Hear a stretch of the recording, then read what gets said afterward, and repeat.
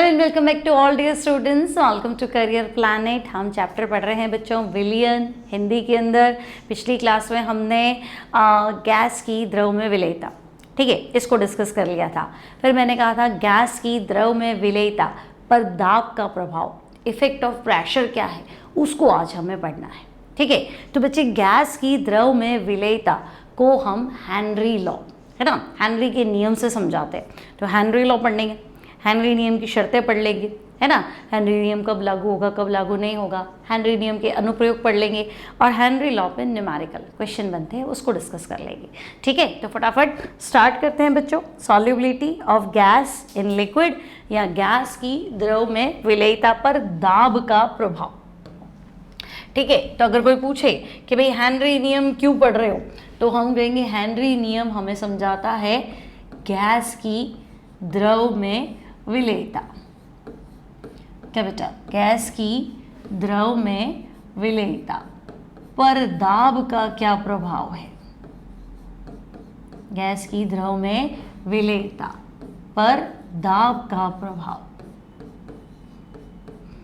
है ना, गैस को लिक्विड में घोलना है, इस पे प्रेशर कैसे असर डालता है, दाब का प्रभाव हेनरी नियम से समझाते हैं,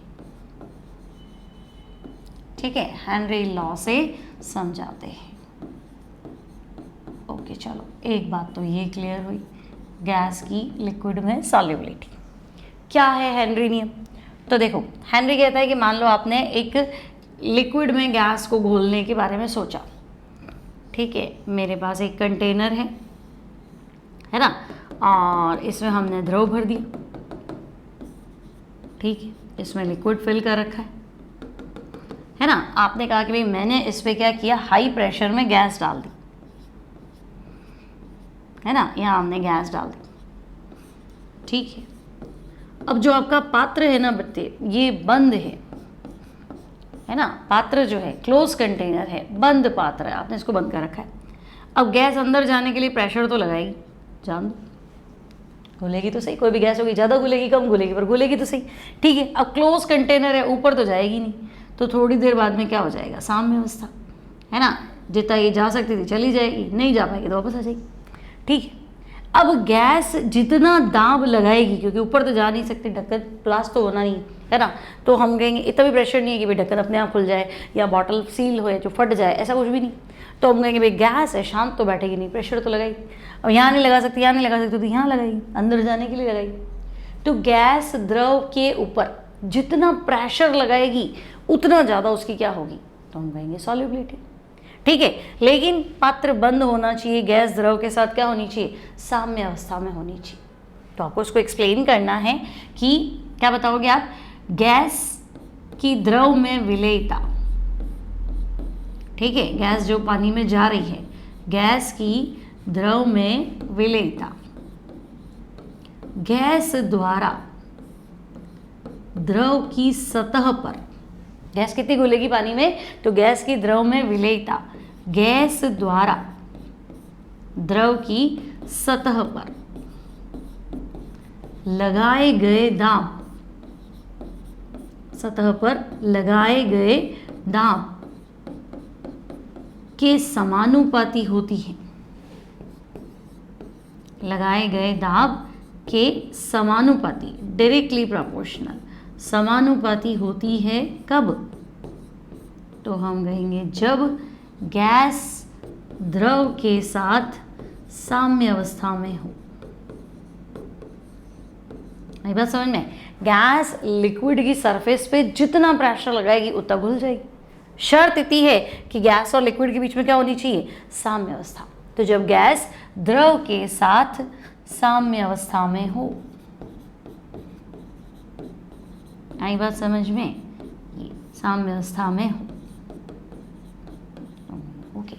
गैस जितना प्रेशर अप्लाई करेगी उतना गैस लिक्विड में क्या होती जाएगी, मिक्स होती जाएगी, ठीक है।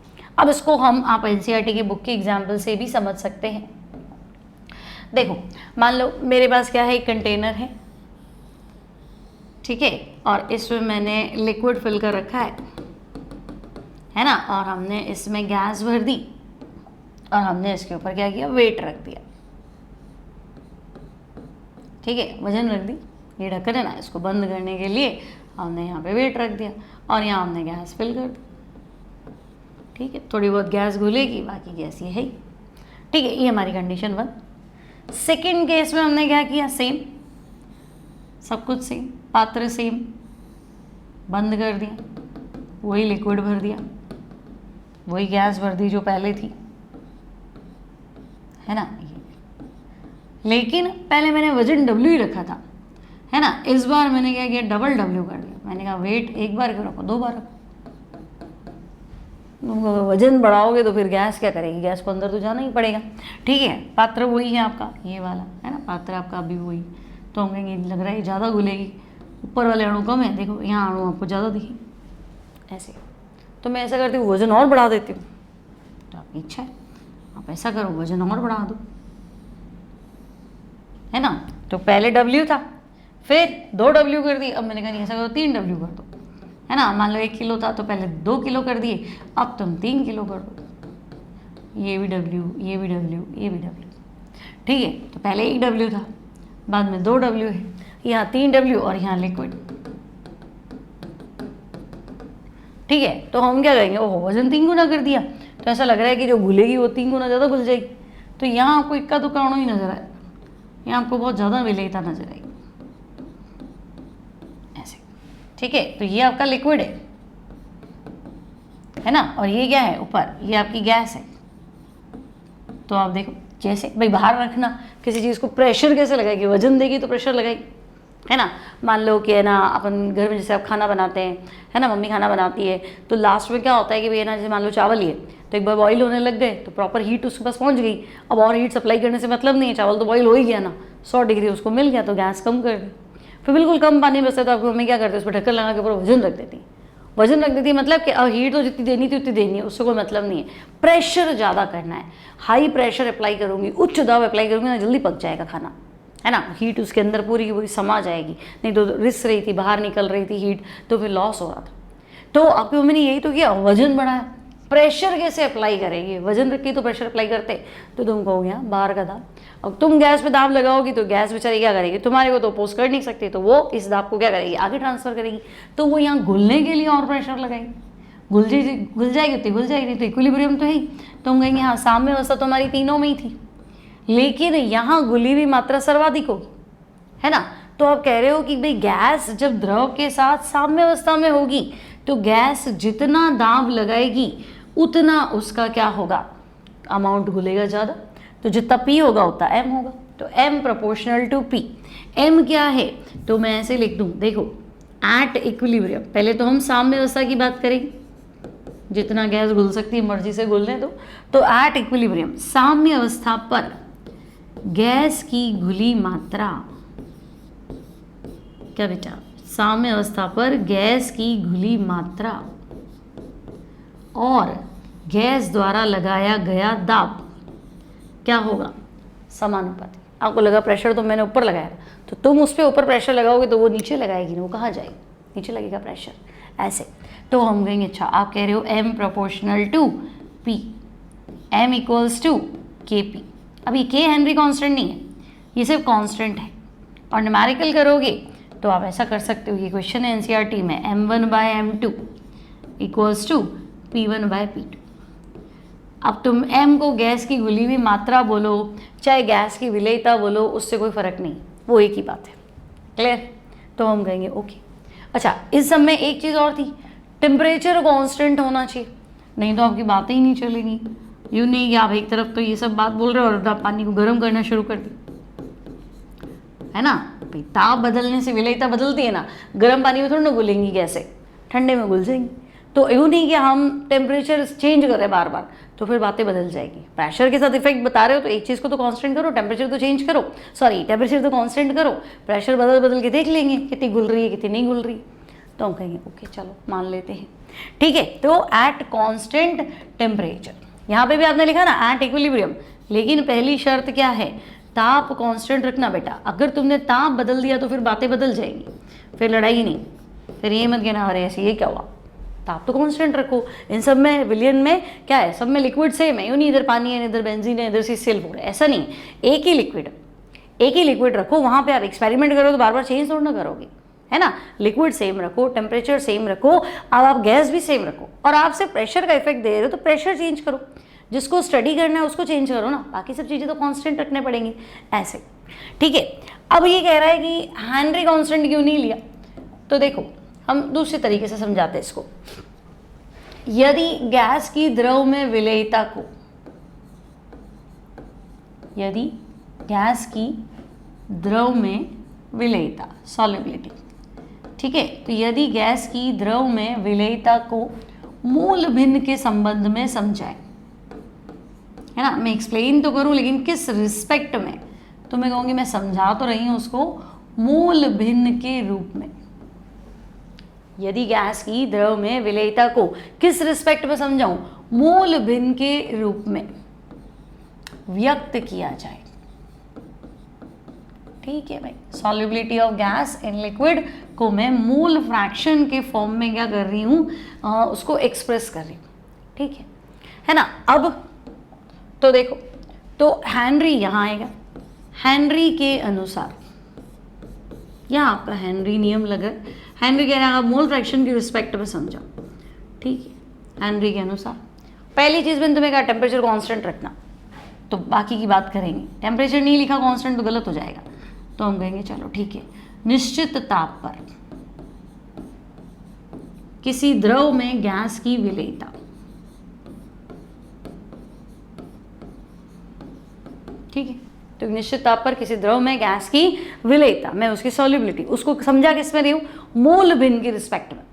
अब मुझे चीज़ बताओ कि तुमने कहा जितना प्रेशर लगेगा उतना गैस घुल जाएगी, ठीक है, तो मैंने गैस कितनी ली थी उससे तो मुझे मतलब नहीं है, लेकिन कितनी गैस घुली वो गैस के मोल भिन्न है जल में, गैस के मोल अपॉन टोटल मोल, तो टोटल मोल मतलब गैस के मोल, पानी के मोल, और दो से ज़्यादा गैस है तो सबके मोल, है ना, तो एक के मोल अपॉन टोटल मोल, ऐसा ही कुछ हुआ, विलय विलायक सब मिला दो, तो हम कहेंगे हाँ।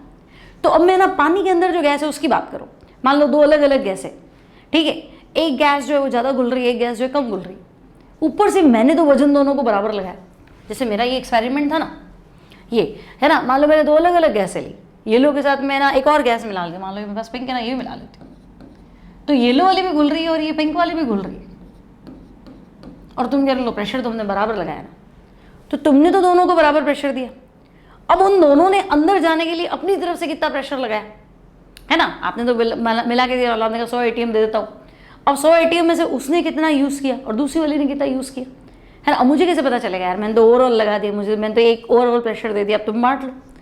अब हम कहेंगे ये हम डिसाइड करेंगे कि ये जो पानी है ना, इसमें देखो येलो मॉलिक्यूल ज़्यादा है कि वाइट ज़्यादा है, अगर येलो ज़्यादा है मतलब येलो ज़्यादा घुली है, और वाइट ज़्यादा है मतलब वाइट वाली ज़्यादा घुली है, तो येलो ज़्यादा है मतलब येलो ने पानी के ऊपर ज़्यादा प्रेशर लगा दिया अंदर आने के लिए, और वाइट वाली ने क्या किया होगा, कम प्रेशर लगाया होगा। तो अभी हेनरी कह रहा है ऐसे समझो ना, एक से ज़्यादा कैसे हो, तो निश्चित ताप पर किसी द्रव में गैस के मोल भिन्न, गैस की विलेयता मतलब गैस के मोल भिन्न, आपने एक से ज़्यादा गैस ले ली है ना, या विद रिस्पेक्ट टू वाटर बात कर रहे हो, तो निश्चित ताप पर किसी द्रव में गैस के मोल भिन्न क्या होंगे, उसके द्वारा लगाए गए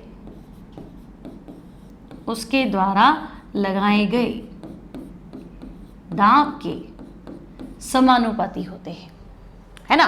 कितने पानी में मोल भिन्न कितने, तो तुमने कहा तुमने प्रेशर कितना लगाया, या मैं ऐसा कह दूं, है ना, निश्चित ताप पर किसी द्रव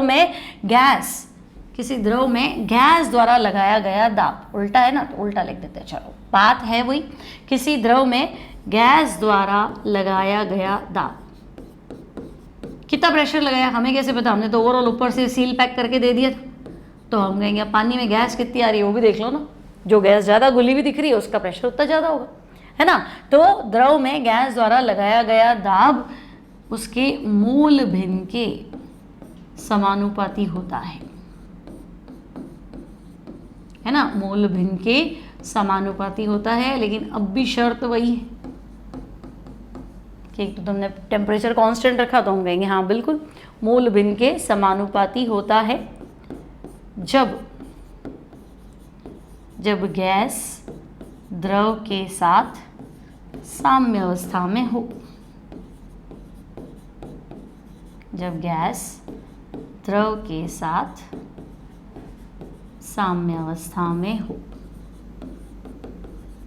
आई बात समझ में? ये ठीक है। तो हम कहेंगे ओके चलो भाई मान लेते हैं ऐसा कह रहे तो। अब तो देखो गैस द्वारा लगाया गया दाब, तो मैं कह रही हूँ पी गैस प्रोपोर्शनल टू कितना लगाया दाब उसने, तो हम कहेंगे देखो गैस के मोल बिंद कितने हैं, एक्स गैस। ये गैस के मोल बिंद वो नहीं जो तुमने ली, मैंने इतनी गैस ली, उससे क्या मतलब, गैस इन लिक्विड है, पानी में कितनी गैस गई ना ये वो चल रहा है, gas in liquid, P gas proportional to X gas. और यहाँ हेनरी कहता है कि एक्स जो है वो मेरे ऊपर डिपेंड कर रहा है, के एच हेनरी कांस्टेंट पे डिपेंड कर रहा है। तो पी गैस इक्वल्स टू के एच एक्स गैस।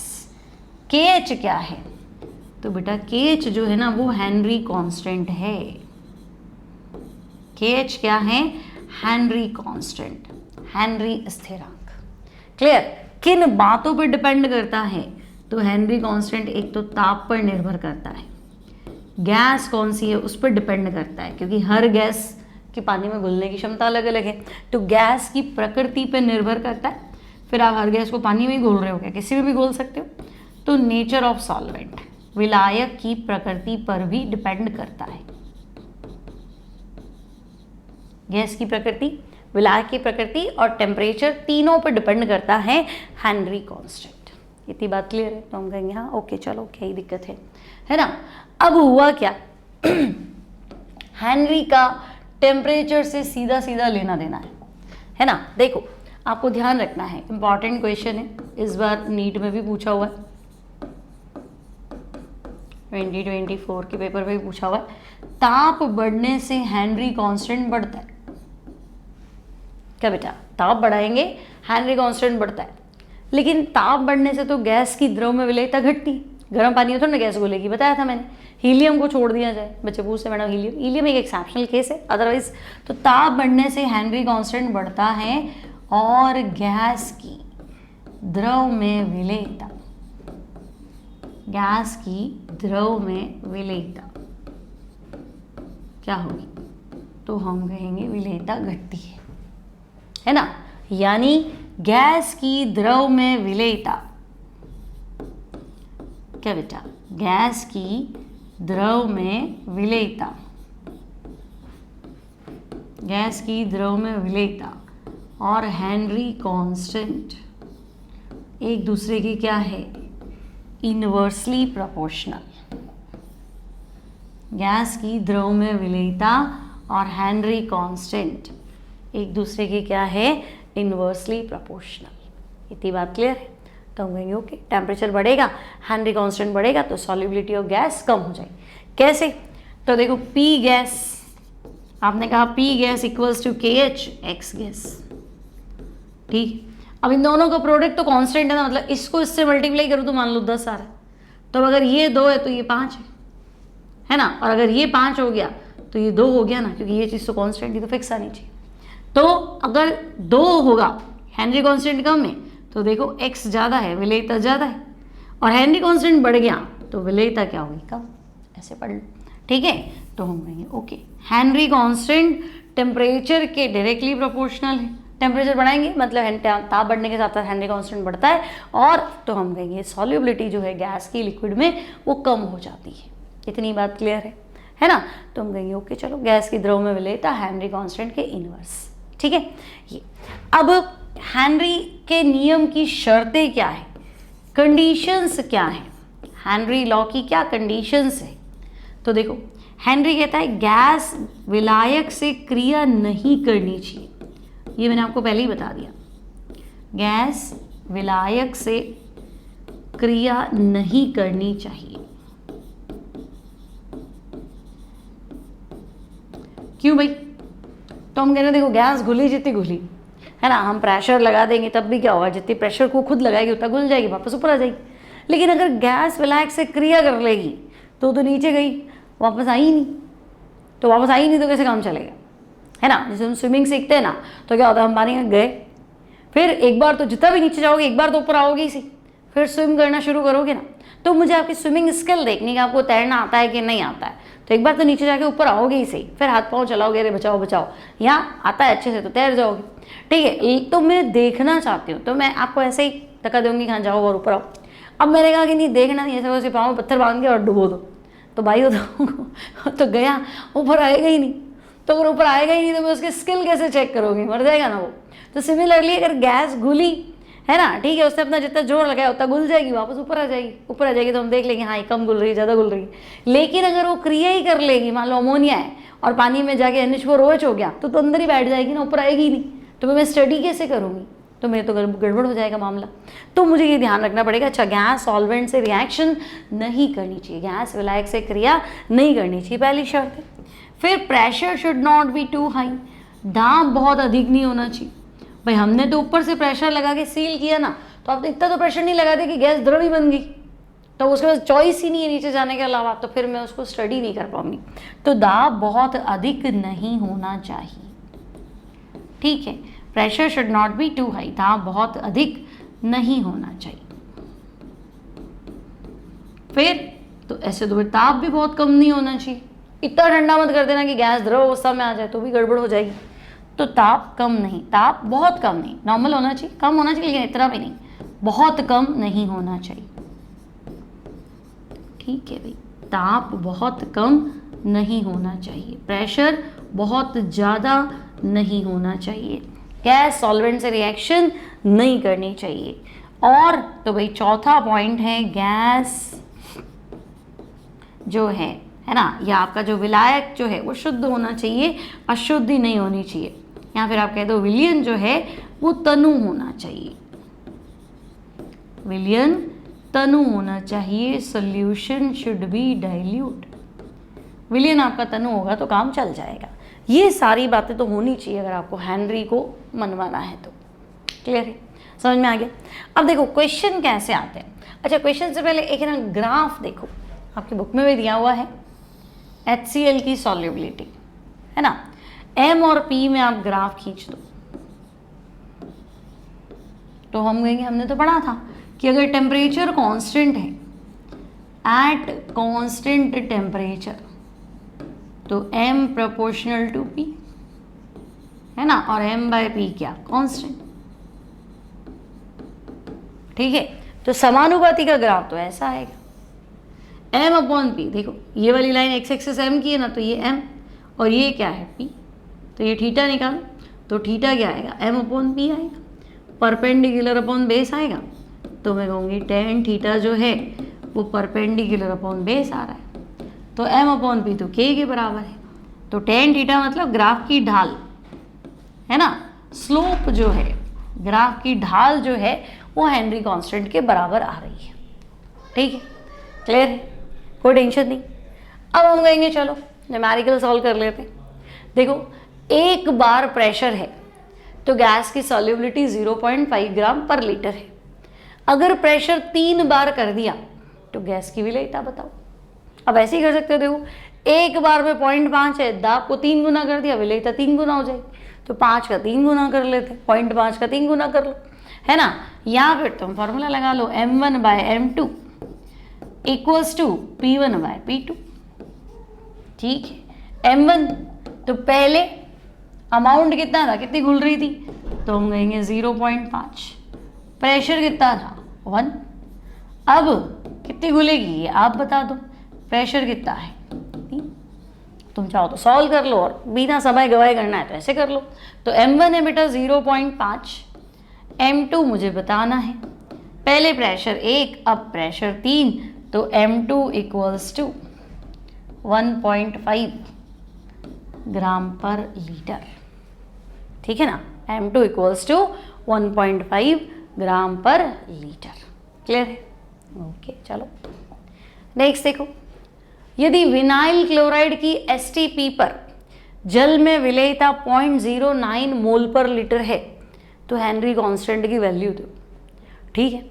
अब देखो विनाइल या वाइनिल क्लोराइड STP पर जल में विलेयता 0.09 मोल पर लीटर, तो देखो 0.09 मोल प्रति लीटर, मतलब तो मैं कहूँगी विनाइल क्लोराइड तो 0.09 है और जल कितना है 1 लीटर, मोलरता क्या होती है 0.09 मोल प्रति लीटर, है ना। तो मैं कहूँगी भाई विलेय के मोल, है ना, विलेय के जो मोल है वो तो 0.09 है, ठीक है। और जल यानी विलायक, ठीक है, विलायक यानी जल, जल कितना है तो वो 1 लीटर है। और जल को 1 लीटर को 1000 ग्राम मान लो, क्योंकि जल का घनत्व कितना मान के चलते हैं 1 ग्राम पर ml। क्या बेटा, वाटर की डेंसिटी क्या होती है 1 ग्राम पर ml, 1 ml पे 1 ग्राम, तो तुम कहोगे अच्छा 1 लीटर पे 1000 ml यानी 1000 ग्राम, ठीक है। तो विलायक के मोल निकाल दो, तो ओके भाई विलायक के मोल निकाल देते, कैपिटल N निकाल देते। तो भाई मास तो 1000, मोलर मास 18, तो मोल तो 55.5 आए, ठीक है। हेनरी कांस्टेंट बताना है ना, और STP है, ठीक है। तो अब मुझे बताओ STP पर प्रेशर कितना होता है, तो हम कहेंगे बार में तो 1.013 बार होता है ना। तो अब मैं अपना फॉर्मूला लगा दूंगी, मेरे पास फॉर्मूला क्या था, तो मेरे पास फॉर्मूला था P gas equals to Henry constant और X गैस। तो बेटा प्रेशर कितना है, तो प्रेशर तो है मेरे पास 1.013, हेनरी कांस्टेंट मुझे फाइंड करना है, गैस के मोल है ना, X गैस का मतलब समझे ना, गैस के मोल भिन्न क्या होता है, गैस के मोल अपॉन टोटल मोल। तो हम कहेंगे गैस के मोल जो है दैट इज 0.09, है ना, और टोटल मोल तो 0.09 प्लस 55.5, ये तो कर लोगे ना, 0.09 प्लस 55.5। अब तुम चाहो तो 55.5 के सामने इसको नेग्लिजिबल मान लो, तो हेनरी कांस्टेंट निकालो।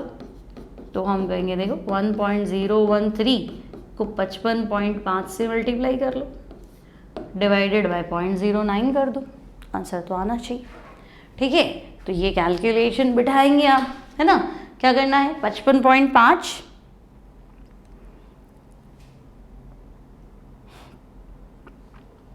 क्या करना है भाई, 55.5 को मल्टीप्लाई किया इन्होंने 1.013, ठीक है, 56.22 डिवाइड बाय क्या करना है 0.09, ठीक है ना। तो हेनरी कांस्टेंट है ना 1.013,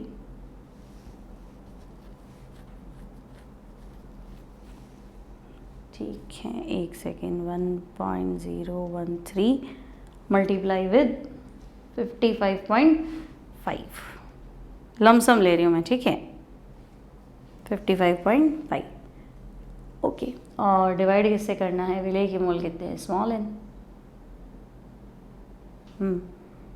डिवाइड बाय 0.09, ठीक है।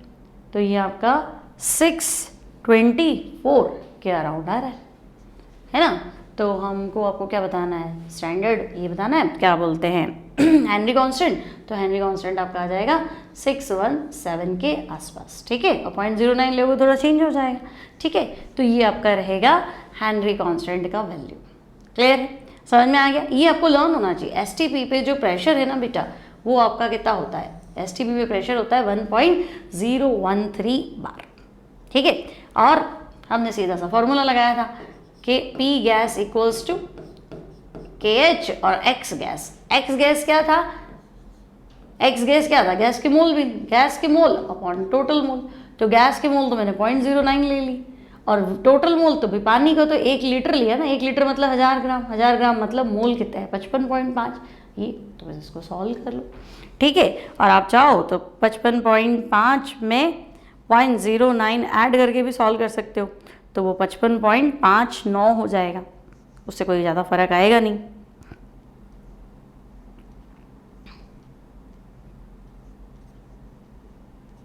है ना। तो आपका आंसर 617 एग्जैक्ट आ जाएगा, ठीक है। अगर आप इसको ऐड करोगे ना 55.5 में 0.09, तो फिर तुम्हारा आंसर एग्जैक्ट आ जाएगा 617, ठीक है, क्लियर है। अगला क्वेश्चन देखते हैं।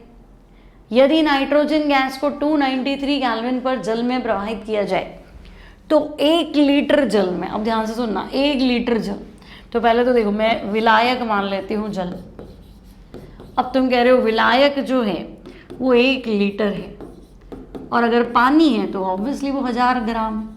तो मैं तो पहले मोल निकाल के चल लेती हूँ क्योंकि बाद में ही दुखी करता है। तो 1000/18 तो मैं कहूँगी ये तो 55.5 आया। चलो एक टेंशन तो खत्म। ठीक है, तो नाइट्रोजन को हमने पानी में डाला, ठीक है, 1 लीटर पानी मतलब 55.5। नाइट्रोजन के कितने मोल घुलेंगे, तो ठीक है स्मॉल है ना पूछ रहे हो, देख लेंगे। मिली मोल घुलेंगे, चलो मिली मोल निकाल देंगे। नाइट्रोजन का आंशिक दाब पी गैस है ना, पी गैस कितना है 0. पी गैस है आपका 0.987। ठीक है, चलो नाइट्रोजन तो इतना प्रेशर लगा लेगी। ठीक है, और नाइट्रोजन के लिए हेनरी कांस्टेंट, हाँ ये देखो हेनरी कांस्टेंट तुम्हें दिया है 76.48। अब किलो बार, किलो मतलब 1000 होता है बेटा। अब आप अपना सीधा फॉर्मूला लगाओ, आपको क्या टेंशन है, आपको यही फॉर्मूला पता है कि भाई पी गैस इक्वल्स टू क्या होता है KH एक्स गैस, है ना। देखो पिछला वाला क्वेश्चन सेम। अब मैं ऐसा भी तो लिख सकती हूँ P gas equals to Henry constant, X gas क्या होता है गैस के मोल अपॉन टोटल मोल। ठीक है, अब तुम कह रहे हो पी गैस तो मुझे पता है 0.987। ठीक है, हेनरी कांस्टेंट डिवाइड कर दो, हेनरी कांस्टेंट भी पता है कितना 76.48 और ये 10 की पावर 3 है ना। नाइट्रोजन के मोल बताने, अब टोटल मोल तो मैं इसको लगभग 55.5 ही लिख रही हूँ क्योंकि अब इसमें क्या ही ऐड करूँगी, क्या फ़र्क पड़ेगा, तो 55.5 लिख दो, नगण्य मान सकते हैं हम इसको। ठीक है, तो अब स्मॉल एन निकालो, तो 0.987 इंटू 55.5 10 की पावर -3 ऊपर डिवाइड बाय 76.48। अब इसको तुम्हें सॉल्व करना है। ठीक है, अब इसको सॉल्व करोगे ना बेटा तो ये मोल आएगा, है ना। इसको सॉल्व करोगे ना तो ये क्या आएगा, मोल आएगा। और इसको 1000 से मल्टीप्लाई कर लो, मतलब इसको हटा दो 10 की पावर -3 को, तो ये मिली मोल आ जाएगा। तकलीफ क्या है ना, मोल दिया है, मिली मोल निकालना है तो 1000 से मल्टीप्लाई कर लो। ठीक है, और मिली हटाना है तो 1000 से डिवाइड कर दो, ऐसे तो वही ओके। ये इसका सोल्यूशन है, आंसर तुम ले आओगे। ठीक है, तो ये आपको सॉल्व करना। नेक्स्ट देखो, अब क्वेश्चन इंग्लिश में बता रही हूँ। Low concentration of oxygen in blood and tissue people living at high altitude. ठीक है, तो भाई ये कह रहा है ऊंचाई पे रहने वाले लोग, है ना, ऊंचाई पर रहने वाले लोग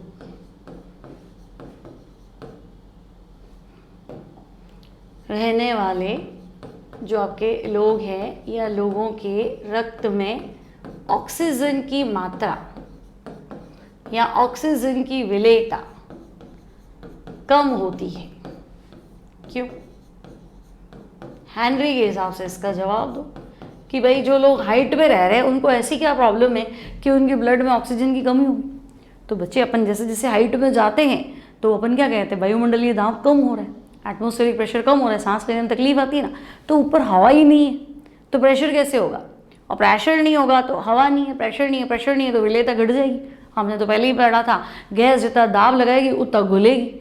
और कब घुलना है, तो भाई सांस लेके ऑक्सीजन को बोलना है ना ब्लड में, ऑक्सीमोग्लोबिन कैसे बनेगा, तो हाई एल्टीट्यूड पे, ऊंचाई पे तो दिक्कत है, ऑक्सीजन कम है तो फिर प्रेशर कम है तो फिर विलेयता भी कम है ना।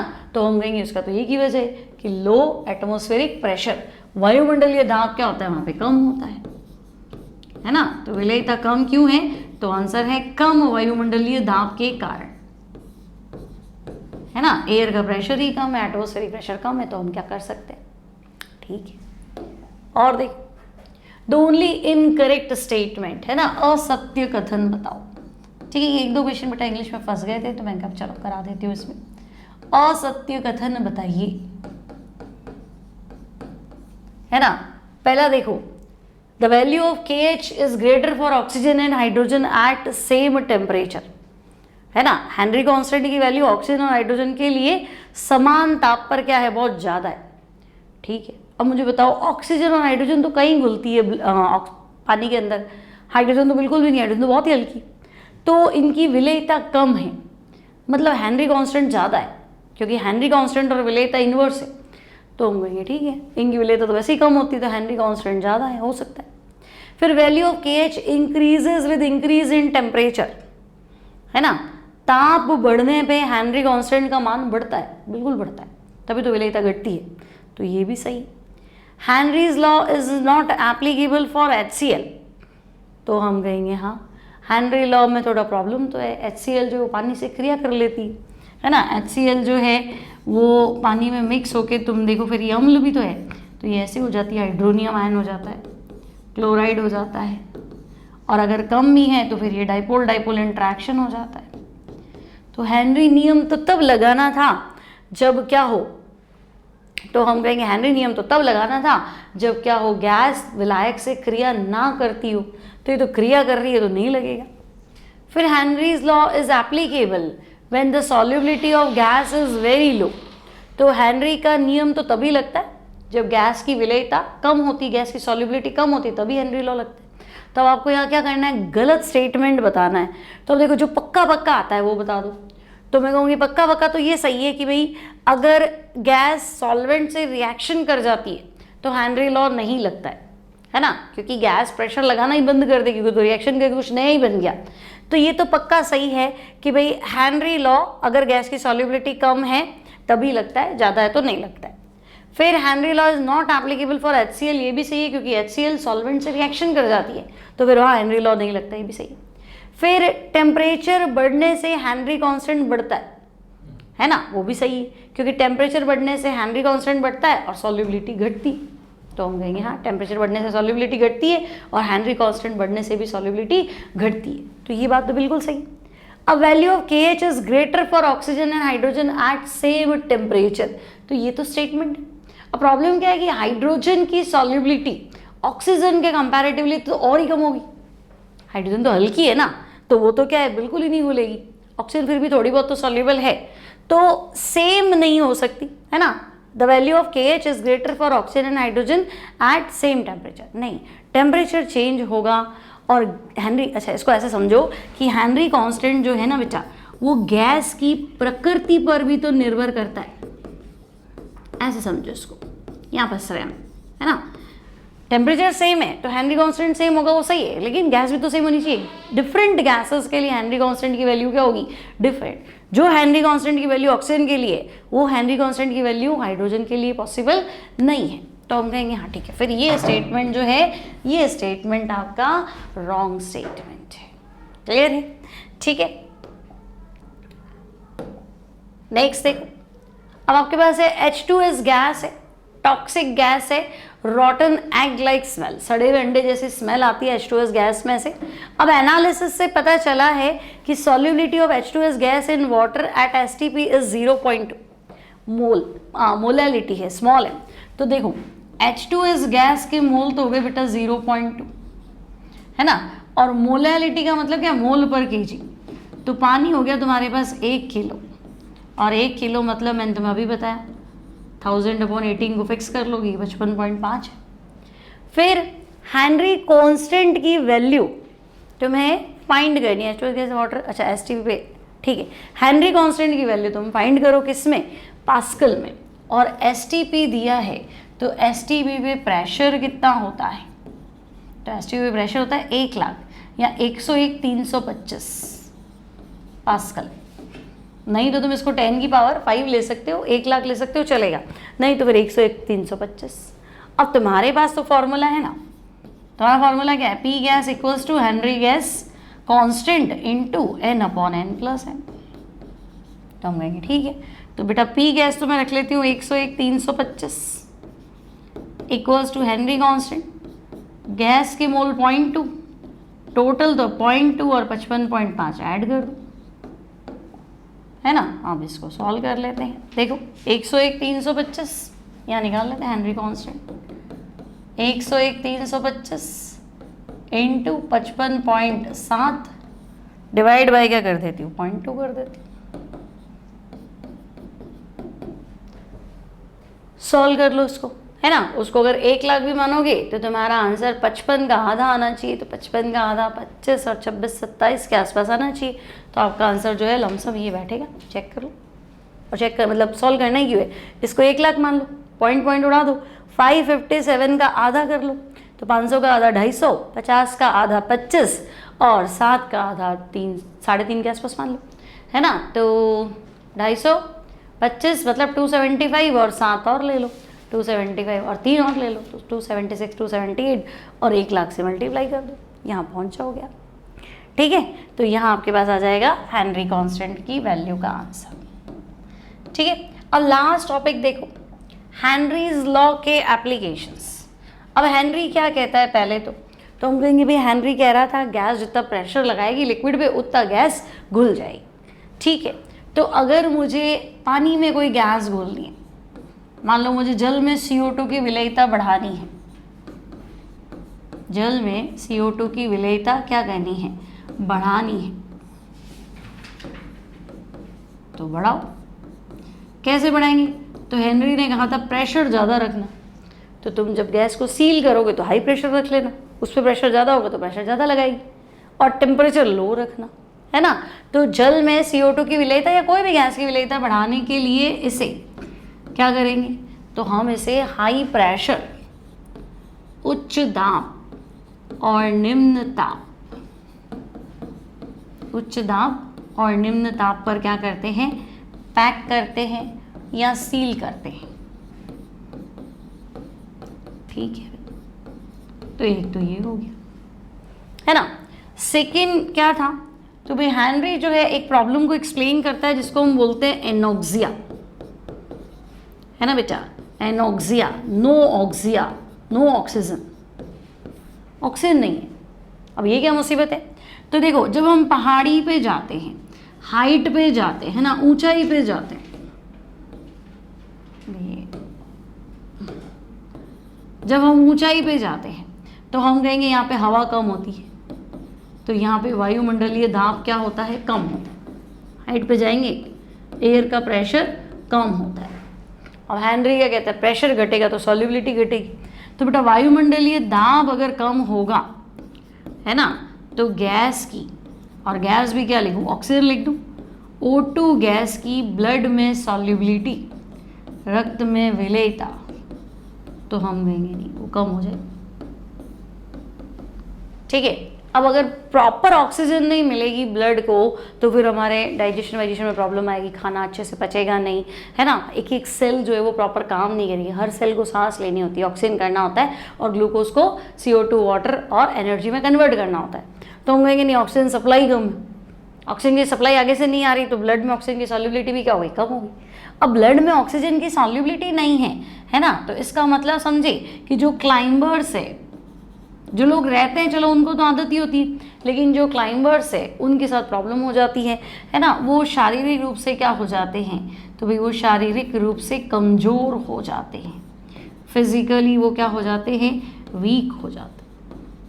ठीक है, और सोच नहीं पाते हैं, प्रॉपर डिसीजन नहीं ले पाते हैं ना, थोड़ा सा यूँ गुस्सा वुस्सा आने लग जाता है, हाइट पे जाते हैं तो दिमाग काम करना बंद कर देता है, तो अनेबल टू थिंक, है ना, सोचने की जो क्षमता है ना वो उनकी थोड़ी सी क्या हो जाती है, कम हो जाती है। ठीक है, तो भाई ये प्रॉब्लम को क्या कहते हैं, तो इसको तो हम एनोक्सिया कहते हैं। ठीक है, एक और समस्या आती है, वो आती है स्कूबा डाइवर्स के साथ, है ना। स्कूबा डाइवर्स मतलब समझे, गोताखोर। ठीक है, गोताखोर पानी में गोते लगाता है ना वो, तो स्कूबा डाइवर जो पानी में बॉटम में जा रहा है, नीचे जा रहा है, तो हाई प्रेशर पे अपना गैस जो है वो सिलेंडर में लेके गए हैं, तो सिलेंडर में तो अपन क्या करते हैं, हाई प्रेशर पे गैस को सील कर देते हैं। अब आपने बाहर से ही प्रेशर ज़्यादा लगाया तो घुलेगी आराम से, तो बहुत सारी गैस जो है वो आराम से सांस के थ्रू जो है ब्लड में घुल जाती। तो स्कूबा डाइवर जब समुद्री तल से सतह पर आता है, तल पे तो कोई प्रॉब्लम नहीं है, कहाँ आ रहा है, तो हम कहेंगे वो टॉप पे आ रहा है, समुद्री तल से अगर स्कूबा डाइवर कहाँ आ रहा है तो हम कहेंगे सतह पर आता है। ठीक है, तो देखो अब वो सरफेस पे आ रहा है तो प्रेशर धीरे धीरे क्या होगा, हाइट पे जाओगे तो प्रेशर कम होगा, है ना, तो हम कहेंगे दाब घटता है। ठीक है, प्रेशर घटेगा, तो प्रेशर घटेगा तो ब्लड में ऑक्सीजन की सॉल्युबिलिटी, है ना, रक्त में O2 की विलेयता। अब हम सांस में ऑक्सीजन नहीं लेते, नाइट्रोजन भी लेते हैं ना, तो ऑक्सीजन नाइट्रोजन दोनों की विलेयता हमें घटेगी। अब अगर ये घटेगी तो तुम समझे, गैस कैसे बाहर निकलती है, विलेयता घटना मतलब गैस बाहर निकलना, तो गैस कैसे बाहर निकलती है, पानी में से गैस कैसे बाहर निकलती है, तो हम कहेंगे बबल्स बनाती। कोल्ड ड्रिंक है ना, कोई भी सोडा वाटर है तो गैस कैसे आती है, तो हम कहेंगे तो बबल्स के फॉर्म में बाहर आती। तो अब ब्लड में गैस ऑक्सीजन की विलेयता घट रही तो ब्लड में बबल्स बनेंगे, ठीक है ना। तो हम कहेंगे ये क्या मुसीबत है। अगर ब्लड कैपिलरीज में, रक्त केशिकाओं में बुलबुले बनने लगते, बबल्स बनेंगे। अब ये तो गड़बड़ है। अगर ब्लड कैपिलरीज में बबल्स बनने लगेंगे तो मतलब समझे, इससे तो ब्लॉकेज हो सकता है, इससे तो हार्ट अटैक हो सकता है ना। हार्ट अटैक हो सकता है भाई, मेडिकल कंडीशन हो सकती है, मर सकता है आदमी इससे। तो ये तो बड़ी मुसीबत है। इस प्रॉब्लम को क्या कहते हैं? तो इस प्रॉब्लम को हम कहते हैं बैंड्स। तो गोताखोर किस समस्या का सामना करते हैं? तो हम कहेंगे बैंड प्रॉब्लम को फेस करते हैं। समुद्री गोताखोर पानी में किस समस्या को मतलब फेस करते हैं? तो हम कहेंगे बैंड्स को। अब हेनरी कैसे मदद कर रहा है? हेनरी तो सिर्फ इतना बताता है, दाब बढ़ेगा तो विलेयता बढ़ेगी, दाब घटेगा तो विलेयता घटेगी, है ना। तो ऊपर आ रहा था गोताखोर, तो दाब घट गया, तो हेनरी कहता है विलेयता घटेगी। अब दूर कैसे करें? तो देखो, इसको रिमूव करेंगे हम। जो उनका किट है ना, ब्रीदिंग किट जो है उनका, जो गोताखोर ब्रीदिंग किट ले जा रहा था, उस किट में लगभग 11.7% हम हीलियम भरते है ना। क्यों? तो हीलियम हल्की है, तो जैसे जैसे वो ऊपर आएगा, इतनी तेजी से तो ऊपर आएगा नहीं, यहाँ आ गया, धीरे धीरे ऊपर आता है ना। तो जैसे जैसे ऊपर आएगा ना, तो गैस निकल तो रही थी, तो हीलियम है ना हल्की है, तो फटाफट क्या कर देती, बाकी सारी गैसेस को दूर कर देती, बाहर आउट कर देती है, और ये बबल्स नहीं बनने देती, है ना। तो उसके किट में क्या करो, 11.7% हीलियम, 56% के आसपास नाइट्रोजन और 32% के आसपास ऑक्सीजन। ठीक है। तो आपसे पूछा जाएगा भाई बैंड समस्या का समाधान कैसे? तो इसका एक ही समाधान है, ब्रीदिंग किट का कंपोजिशन याद रखो। क्लियर? तो हेनरी लॉ क्या है, हेनरी लॉ की कंडीशंस क्या है, हेनरी लॉ कब लगेगा कब नहीं लगेगा, और हेनरी लॉ पे बेस्ड न्यूमेरिकल कैसे आते हैं, ये सब आप बना लोगे इस लेक्चर से। नेक्स्ट टर्म पे पढ़ाऊंगी आपको, नेक्स्ट टर्म पे वो हम डिस्कस करेंगे ideal solution, non ideal solution, आदर्श विलयन, अनादर्श विलयन। ठीक है। तो जब भी वीडियो यूट्यूब पे आए तो आप इसको लाइक कर लेना, शेयर कर लेना, सब्सक्राइब कर लेना। फिलहाल ये सारी वीडियोस आपके ऐप में अवेलेबल है। तो मिलते हैं next time, till then take care and bye bye.